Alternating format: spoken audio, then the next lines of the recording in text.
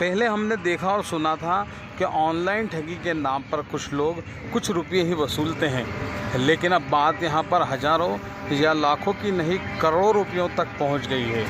Online ठगी के मामले में इस तरह से एक व्यक्ति देवास के एसपी ऑफिस में आए और उन्होंने अपने साथ ठगी का पूरा एक खुलासा किया। आपने आज एसपी साहब को शिकायत की है, क्या शिकायत की? मैं एक व्हाट्सएप के माध्यम से एक शेयर ट्रेडिंग बिजनेस शुरू किया था, जुड़ा था एक HDFC सिक्योरिटीज़ के नाम से एक ग्रुप से जुड़ा था। तो उनका प्रलोभन था कि हम शेयर के टिप्स देंगे, ऐसे से शुरू हुआ। तो बाद में उन्होंने बोला कि जो शेयर खरीदना है तो हमारे काउंटर के वाले HDFC VIP काउंटर से ख़रीदना पड़ेगा। तो इस प्रकार से मैं उनके माध्यम जुड़ा।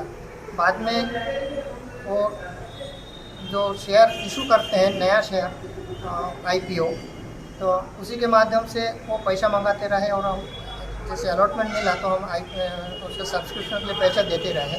और देते देते जैसे एक समय मैंने पैसा मांगा तो फिर उन्होंने बोले कि आपको टैक्स देना है, ऐसा करके वो मेरा पैसा लौटाने का मना कर दिया कि आप टैक्स जमा करिए, 50 लाख टैक्स बनता है आपका प्रॉफिट से। तो मैं समझ गया। इस बीच एक और जो सदस्य थे ग्रुप में, उन्होंने भी शिकायत ग्रुप में ही छोड़ा कि ये व्यक्ति फ्रॉड है, करण बिल्ला नाम का कोई व्यक्ति नहीं है। तो मुझे भी शंका हो गया और मेरा भी उनके साथ जो चैटिंग चल रहा था, जो करस्पॉन्डेंस, वो बंद कर दिया गया। जिस काउंटर से मैं अपना खाता खोल सकता था, ट्रेडिंग कर सकता था, उसको भी बंद कर दिया गया है। तब मुझे अंदेशा हुआ कि ये फ्रॉड है और दूसरे व्यक्ति भी इसको पुष्टि किया है। तो मैंने यहाँ साइबर सेल में। टोटल कितने लाख का फ्रॉड हुआ है? मेरा टोटल 42 लाख रुपया मेरा खुद का था और मेरे जो पूंजी उनके पास टोटल प्रॉफिट के साथ है वो 2 करोड़ 66 लाख का था। अच्छा, अभी आपने लोन भी लिया था कुछ ये इन्वेस्टमेंट करने? तो ये क्या ना, वास्तव में मेरे पास पैसे इतने नहीं थे, मैं 2 ही लाख का ही मालिक था।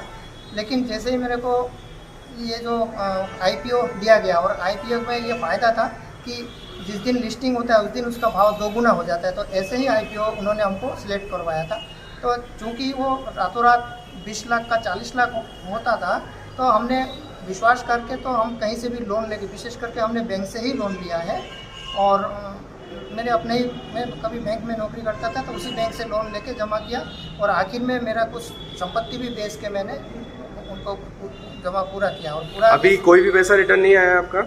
नहीं, एक बार केवल उन्होंने 1 लाख रुपया दिया था। मैंने ऐसे मैंने एक एहतियात के तहत मैंने। अच्छा, अभी आप जिस ऐप से जो बात ट्रांजैक्शन कर रहे थे वो ऐप बंद हो चुकी है, चल रही है? बंद हो चुका है। अच्छा, कोई अब टेलीफोनिक कन्वर्सेशन या उनसे मोबाइल कुछ होता है आपसे? नहीं, कोई जवाब नहीं दे रहा है उनका। ऐप तो उनका ठीक है। एसपी साहब ने क्या कहा अभी? मैंने एसपी साहब ने बहुत सहयोग किया और मुझे धड़स बंधाया। उन्होंने बोले हम इसमें पूर्ण सहयोग करेंगे, आपका पैसा जैसे भी आपने बैंक के थ्रू जमा किया है तो हम कोशिश करेंगे कि आपका पैसा मिल जाए। नाम बता दीजिए आपका। मेरा नाम शंकर बछाड़ है, मैं यहाँ त्रिलोक नगर निवासी हूँ।